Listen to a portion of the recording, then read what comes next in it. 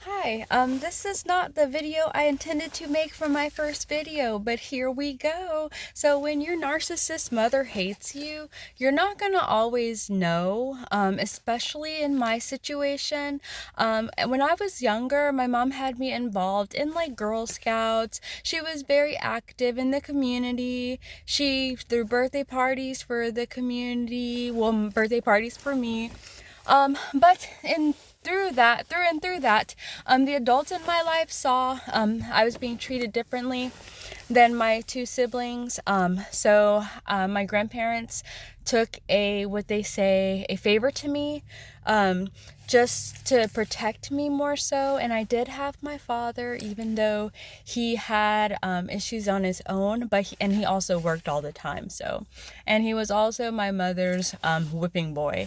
So whatever she says goes. But when you see that you're treated differently. In my instance, my siblings were allowed to assault me, harm me physically, and that was hilarious to my mother. For instance, my little sister hit me with a plastic microphone that I remember crying, and my mother was laughing while she was on the phone. So you just have to see, you'll realize when you're older more so, unfortunately, but when you're young, you have the rose-tinted glasses and you think everything's hunky-dory, and majority of times because you're not spending that time with that narcissist parent who is scapegoating you. So as an adult, you grow to see those differences a lot more clearly. Even though you weren't having any sort of time with your parent, you see that now as an adult. So in my situation, I did not play with my mother at all. I never played toys or anything with my mother. As a mother myself now, I realize how hurtful that is for the child, and the connection that you have. My other two siblings, they got time with my mother. My father, he was there. He tried to, when he wasn't working, just like play around a little bit with me. So I'm very grateful that I had him. But on the other hand, there was physical abuse going on there. And then like I said, whatever my mother says goes. So sometimes that's not enough to have that when you have a severely narcissistic, egotistical mother, and who is also jealous, unfortunately, of that child. Growing up, it's going to look like bullying, triangulation, a lot of remarks against you that are unwarranted, that come from the blue, but your other siblings are getting praise. So, and another thing, you are being get put on this high standard that your other two siblings are given so much more grace for. Another example from my beautiful life is my older sister. She's about 40.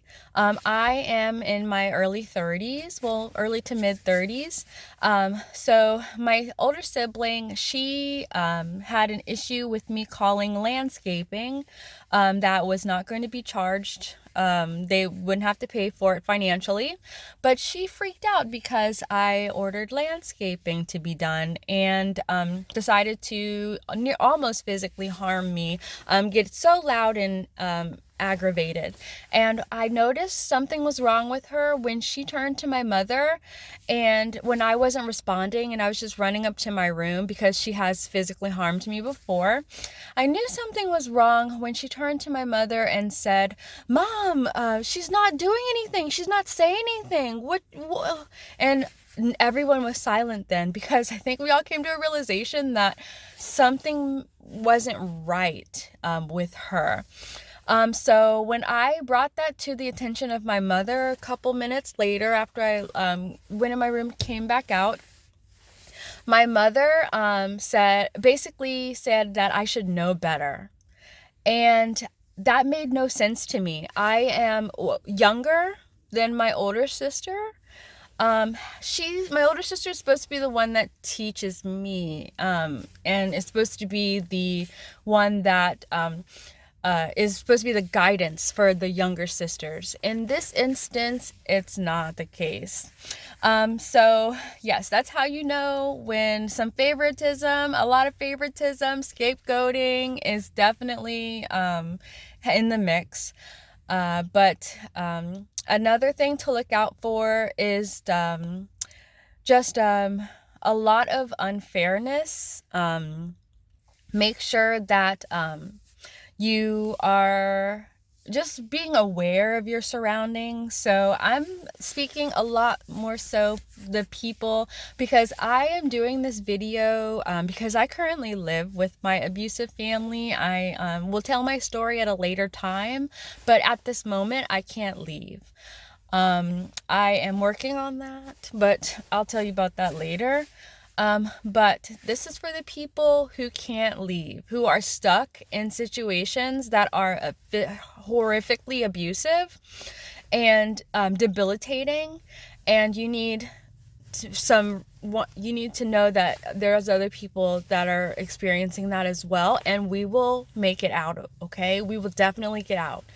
But just make sure that you are being aware of everything that is happening to you.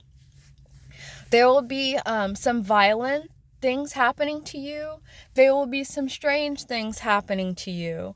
There will be some ganging up and lying on you. I've had neighbors, and I'm not looking around now because I don't even care anymore. I was told, if they're going to believe the lies, that is very sad and it's telling of your neighbors. But my family, my mother, she has been spreading lies about me to my neighbors, to the point where my sister, she assaulted me a few days ago, and I went to called a helpline, and I had to go outside for that, for privacy. But the neighbors, about 4 of them, all came out to look at me and watch me on the while I was on the phone. I'm not going to make any assumptions. I'm just seeing how strange that is. So just be aware that you have to tread lightly, and you have to move in silence. You have to be positive, because we will make it out. And I don't know if you're religious, but that is who's going to save you, is the Lord. He is going to save us. He's going to be there for us, and he's waiting for us to just make that move to him so that he can get us out of this, okay? But just remain positive. And just be vigilant. I know when this first started, when the harmful tactics first started, I know that my shampoo was being tampered with. I've had to clean my toothbrushes and even get new toothbrushes, because my mechanical toothbrushes were acting very strangely, especially my brand new toothbrushes. I pulled them out of the packet and their batteries are nearly dying.